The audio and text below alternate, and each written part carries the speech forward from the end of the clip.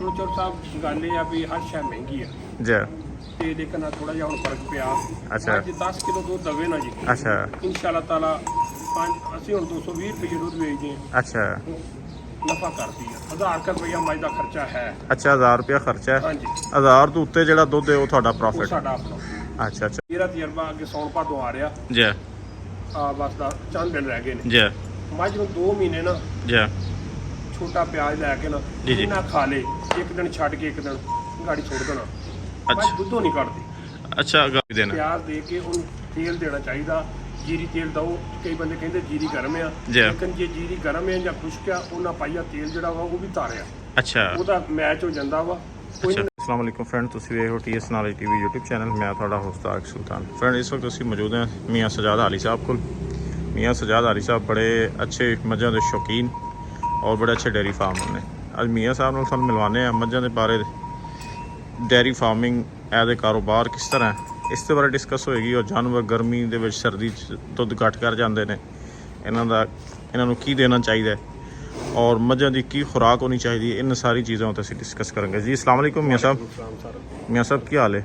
ਅਲਹਮਦੁਲਿਲਾ ਤਾਲਾ ਸਭ ਸ਼ੁਕਰੀਆ। ਮੀਆਂ ਸਾਹਿਬ ਮਾਸ਼ਾਅੱਲਾ ਦੱਸ ਰਹੇ ਹੋ ਤੁਸੀਂ, ਤੁਹਾਨੂੰ 12-14 ਸਾਲ ਹੋ ਗਏ ਮੇਲੇ ਖੇਡਦੇ ਆ, ਔਰ ਇਸ ਤੋਂ ਇਲਾਵਾ ਤੁਹਾਡਾ ਡੇਅਰੀ ਫਾਰਮਿੰਗ ਦਾ ਜਿਹੜਾ ਕਾਰੋਬਾਰ ਹੈ ਇਸ ਵਿੱਚ ਕਿੰਨਾ ਤਜਰਬਾ ਹੈ? 24 ਸਾਲ ਤੋਂ। ਅੱਛਾ 24 ਸਾਲ ਤੋਂ, ਜੀ ਜ਼ਬਰਦਸਤ ਹੋ ਗਿਆ। ਮੀਆਂ ਸਾਹਿਬ ਮੱਝਾਂ ਦੀ ਫਾਰਮਿੰਗ ਕਿਸ ਤਰ੍ਹਾਂ ਦਾ ਕਾਰੋਬਾਰ ਹੈ, ਕਿਉਂਕਿ ਤੁਸੀਂ ਤਾਂ ਕਮਰਸ਼ੀਅਲ ਬੈਠੇ ਹੋ ਇੱਥੇ ਕਰ ਰਹੇ ਹੋ। ਸਾਰੇ ਇਹ ਕਹਿਣਾ ਵਾ ਰੱਬ ਇਹਨਾਂ ਦੀ ਤੰਦਰੁਸਤੀ ਰੱਖੇ। ਜੀ ਜੀ ਇਹ ਨੁਕਸਾਨ ਵਾਲਾ ਨਹੀਂ, ਅੱਛਾ ਨੁਕਸਾਨ ਵਾਲਾ ਨਹੀਂ ਜੀ। ਸਭ ਕੁਝ ਜੋ ਕੁਝ ਦਿੱਤਾ, ਇੱਜ਼ਤ ਦਿੱਤੀ, ਸਭ ਕੁਝ ਇੱਥੇ ਜਾਇਦਾਦ ਦਿੱਤੀ ਆ, ਅੱਛਾ ਸਭ ਇਹਨਾਂ ਦੇ ਸਿਰੋਂ ਲਿਆ ਜੀ। ਅੱਛਾ ਇਹ ਫਾਰਮਿੰਗ ਦਾ ਇਸ ਤਰ੍ਹਾਂ ਵਾ ਜੀ, ਇਹਨਾਂ ਨੂੰ ਤਕਦਾਓ ਕਰਨੀ ਪੈਂਦੀ ਆ। ਅੱਛਾ ਜੇ ਪਿੱਛਾ ਕਰਕੇ ਬਹੁ ਨਾ ਜੀ, ਫਿਰ ਬੰਦਾ ਪਿੱਛੇ ਰਹਿ ਜਾਂਦਾ। ਇਹਨਾਂ ਅੱਛਾ। ਨੂੰ ਵੇਖੋ ਜ਼ਰੂਰ 24 ਘੰਟੇ ਭਾਵੇਂ ਇੱਕ ਵਾਰ ਹੀ ਵੇਖੋ। ਅੱਛਾ ਇਹਨਾਂ ਦਾ ਵੰਡੇ ਦਾ ਮੇਨਟੇਨ, ਪੱਠਿਆਂ ਦਾ, ਹੂੰ ਤੂੜੀ ਦਾ, ਇਹਨਾਂ ਦੇ ਜਗ੍ਹਾ ਦਾ ਸਾਫ ਸੁਥਰੀ ਹੋਵੇ ਥੱਲਿਓਂ, ਅੱਛਾ ਕੱਚੇ ਪੱਕੇ ਦਾ, ਪਾਣੀ ਦਾ, ਅੱਛਾ। ਇਹਨਾਂ ਟਾਈਮ ਨਾਲ ਕਰੀਏ ਨਾ ਜੀ, ਜੀ ਜੀ ਜੀ ਇਨਸ਼ਾ ਅੱਲਾਹ ਤਾਲਾ ਮੈਂ ਕਹਿਣਾ ਵਾ, ਸ਼ਰਤੀਆ ਕਹਿਣਾ ਵਾ ਵੀ ਨੁਕਸਾਨ ਨਹੀਂ ਹੁੰਦਾ। ਅੱਛਾ ਕਿਉਂਕਿ ਮੇਰੇ ਪਿੱਛੇ ਕੋਈ ਭਰਾ ਐਸੇ ਵੀ ਹੈ ਨਹੀਂ ਜਿਹੜੇ ਇਹਨਾਂ ਕੰਮ ਨੂੰ ਛੱਡ ਵੀ ਗਏ ਨੇ, ਲੇਕਿਨ ਕਹਿੰਦੇ ਵੀ ਨੇ ਜੀ, ਜੀ। ਇਹ ਨੁਕਸਾਨ ਦੇ ਆ, ਲੇਕਿਨ ਨੁਕਸਾਨ ਦੇ ਨਹੀਂ। ਅੱਛਾ ਤੇ ਅਲਹਮਦੁਲਿਲਾ ਇਹਨਾਂ ਨੂੰ ਗੌਰ ਕਰੋ ਜ਼ਰਾ। ਹੂੰ ਮਤਲਬ ਜੇ ਵੰਡਾ 3-3 ਕਿਲੋ ਪਾਉਂਦੇ, ਰੂਟੀਨ ਨਾਲ 3-3 ਕਿਲੋ ਪਾਈਏ, ਢਿੱਡ ਭਰਨਾ ਚਾਹੀਦਾ ਇਹਨਾਂ ਦਾ। ਅੱਛਾ ਹਾਂਜੀ ਅੱਛਾ ਮੀਆਂ ਸਾਹਿਬ ਇੱਥੇ ਤੁਸੀਂ ਜਿਹੜੀ ਜਗ੍ਹਾ ਤੇ ਬੈਠੇ ਹੋ ਜੀ। ਇੱਥੇ ਤੁਸੀਂ ਮੱਝਾਂ ਨੂੰ ਕੀ ਖੁਰਾਕ ਦੇ ਰਹੇ ਹੋ? ਅਸੀਂ ਸੁਬਾਹ ਵੰਡਾ ਪਾਉਂਦੇ ਜੀ, ਤੂੜੀ ਪਾ ਕੇ ਥੋੜੀ ਜੀ, ਅੱਛਾ 4-4 ਕਿਲੋ ਵੰਡੇ ਇੱਕ ਮੱਝ ਨੂੰ ਪਾਈਦਾ। ਅੱਛਾ ਉਸ ਤੋਂ ਬਾਅਦ ਪੱਠੇ ਪਾ ਦਈਦੇ ਜੀ, ਅੱਛਾ ਜਿੰਨੇ ਜੀ ਆਏ ਖਾ ਲੈਣ। ਅੱਛਾ ਸ਼ਾਮ ਨੂੰ ਪੱਠੇ ਜਿਹੜੇ ਤੂੜੀ ਥੱਲੇ ਪਾਈ ਹੋਣੀ ਆ, ਅੱਛਾ। ਉੱਤੇ ਪੱਠੇ ਪਾ ਦੇਣੇ ਨੇ 10-20 ਸਿਰ ਜਿੰਨੇ ਵੀ ਇਹਨਾਂ ਨੇ ਖਾਣੇ ਆ। ਅੱਛਾ ਸ਼ਾਮ ਨੂੰ ਉਸੇ ਵੰਡੇ ਤੂੜੀ ਦੇ ਉੱਤੇ ਵੰਡਾ ਪਾ ਕੇ ਝੋਲਣੀਆਂ ਨੇ, ਮਗਰ ਥੋੜੇ ਪੱਠੇ ਸੁਣਨੇ ਜੇ ਖਾਣੇ ਖਾ ਲੈਣੇ ਤੇ ਬਾਹਰ ਬੰਦ ਦੇਣੇ। ਤੇ ਇੰਨੀ ਜ਼ਿਆਦਾ ਨਹੀਂ। ਤੇ ਅਲਹਮਦੁਲਿਲਾ ਤੁਹਾਡੇ ਸਾਹਮਣੇ ਪ੍ਰੇਮ ਦੇ ਵਿੱਚ ਮੱਝਾਂ ਨੇ, ਜੀ ਜੀ ਜੀ ਇਹ ਰਾਜੀ ਨੇ ਤੇ ਇਹਨਾਂ ਦੀ ਸੇਵਾ ਕਰੀਦੀ ਤੇ ਰਾਜੀ। ਜ਼ਬਰਦਸਤ ਹੋ ਗਿਆ। ਤਲਾਅ ਦਾ ਇੰਤਜ਼ਾਮ ਹੈਗਾ। ਅੱਛਾ, ਅੱਛਾ। ਨਹਾਉਂਦੀਆਂ ਨੇ, ਨਹਿਰੀ ਪਾਣੀ 24 ਘੰਟੇ ਚੱਲਦਾ। ਅੱਛਾ ਅੱਛਾ ਤੇ ਅਲਹਮਦੁਲਿਲਾ ਇਹਨਾਂ ਦੀ ਖੁਰਾਕ ਦਾ, ਇਹਨਾਂ ਦੇ ਸਫਾਈ ਦਾ, ਸੁਥਰਾਈ ਦਾ ਉਹ ਅਸੀਂ ਬਹੁਤ ਖਿਆਲ ਰੱਖੀਦਾ।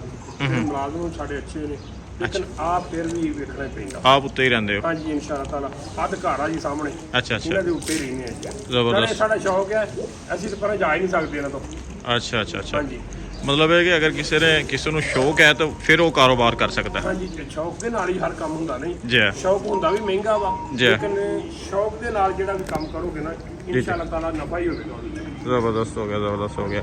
ਤੇ ਮੀਆਂ ਸਾਹਿਬ ਕੀ ਸਮਝਦੇ ਹੋ ਕਿੰਨੇ ਲੀਟਰ ਵਾਲੀ ਮੱਝ ਜਿਹੜੀ ਹੈ ਉਹ ਗਵਾਲ ਦੇ ਵਿੱਚ ਕਾਮਯਾਬ ਹੈ, ਉਸ ਤੋਂ ਥੱਲੇ ਵਾਲਾ ਜਾਨਵਰ ਨੁਕਸਾਨ ਕਰਦਾ ਹੈ? ਹੁਣ ਚੋਰ ਸਾਹਿਬ ਗੱਲ ਇਹ ਆ ਵੀ ਹਰ ਸ਼ੈ ਮਹਿੰਗੀ ਆ ਜੀ ਤੇ ਲੇਕਿਨ ਥੋੜਾ ਜਿਹਾ ਹੁਣ ਫਰਕ ਪਿਆ।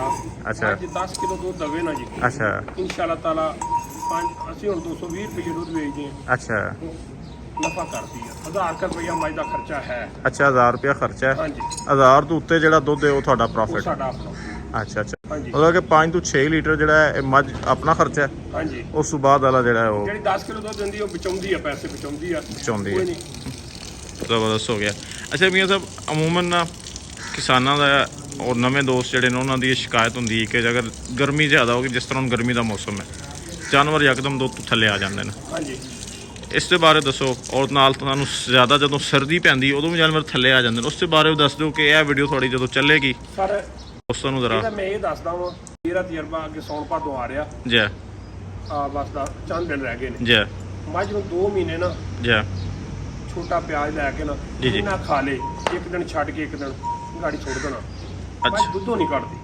ਅੱਛਾ ਮਤਲਬ ਇਹ ਖੁਰਲੀ 'ਚ ਤੇਲ ਮਿਰਚਾਂ ਘੱਟ ਕਰ ਲੈਣ, ਅੱਠੀ ਦਿਨੀ ਕਰ ਲੈਣ, ਅੱਛਾ। ਜਿਹੜੇ 24 ਦਿਨੀ ਪਾਉਂਦੇ ਨੇ। ਜੀ ਜੀ ਪਿਆਜ਼ ਜ਼ਰੂਰ ਮੱਝ ਨੂੰ ਪਾਉਣ। ਅੱਛਾ ਪਿਆਜ਼ ਜਿਹੜੇ ਨੇ ਪਿਆਜ਼ ਜਿਹੜਾ ਨਾ ਸੌਣ ਭਾਦੋਂ 'ਚ ਮਿੱਠਾ ਹੋ ਜਾਂਦਾ, ਅੱਛਾ ਘਿਓ ਜਿਹਾ ਅਸਰ ਕਰਦਾ। ਜਿਹੜਾ ਪਿਛਲਾ ਦਿੱਤਾ ਹੁੰਦਾ ਨਾ ਜੀ, ਜੀ ਘਿਓ ਜਿਹਾ ਅਸਰ ਕਰਦਾ ਪਿਆਜ਼। ਜ਼ਬਰਦਸਤ ਹੋ ਗਿਆ ਜ਼ਬਰਦਸਤ। ਸਾਡਾ ਜਿਹੜਾ ਤਜਰਬਾ ਆ। ਅੱਛਾ ਹਾਂਜੀ। ਨਹੀਂ ਤੇ ਪਿਆਜ਼ ਜਿਹੜਾ ਹੈ ਕੁਝ ਜਾਨਵਰ ਪਿਆਜ਼ ਖਾਂਦੇ ਨੇ ਕੁਝ ਨਹੀਂ ਨਹੀਂ ਖਾਂਦੇ। ਸਾਰੇ ਖਾਣ ਡੈ ਪੈਂਦੇ ਨੇ। ਸੌਣ ਜਦੋਂ ਭਾਦੋਂ ਛੱਡਣਗੇ ਅੱਛਾ। ਸਾਰੇ ਖਾਣ ਡੈ ਪੈਂਦੇ। ਅੱਛਾ ਅੱਛਾ ਮਤਲਬ ਜਿੰਨਾ ਖਾਵੇ ਕੋਈ ਉਹ ਨਹੀਂ। ਕੋਈ ਰੌਲਾ ਨਹੀਂ ਹੁੰਦਾ ਜੀ। ਅੱਛਾ ਅੱਧਾ ਕਿਲੋ ਪਾ ਦਿਓ, ਪਾਈਆ ਪਾ ਦਿਓ, ਪਾ ਦਿਓ ਗਾੜੀ, ਕੋਈ ਚਾਹ ਨਾ ਸੁੱਟ ਦਿਓ, ਛੱਡਣੀ ਹੈ ਕੁਛ ਹੈ ਤੇ ਗੱਬਨ ਮੱਝ ਹੋਵੇ ਜਾਂ ਕੋਈ ਨੁਕਸਾਨ ਨਹੀਂ। ਕੋਈ ਨੁਕਸਾਨ ਨਹੀਂ। ਨਹੀਂ ਕੋਈ ਨੁਕਸਾਨ ਅੱਛਾ ਅੱਛਾ ਮੇਰਾ ਸਵਾਲ ਤੁਹਾਡੇ ਤੇ ਇਹ ਕਿ ਜਾਨਵਰ ਗਰਮੀ ਦੇ ਵਿੱਚ ਤੋਂ ਅਗਰ ਦੁੱਧ ਘੱਟ ਕਰ ਜਾਵੇ ਹਾਂਜੀ। ਤੇ ਉਸ ਨੂੰ ਪਿਆਜ਼ ਹੀ ਦੇਣਾ ਜਾਂ ਕੁਝ ਹੋਰ ਵੀ ਦੇਣਾ? ਪਿਆਜ਼ ਦੇ ਕੇ ਉਹਨੂੰ ਤੇਲ ਦੇਣਾ ਚਾਹੀਦਾ।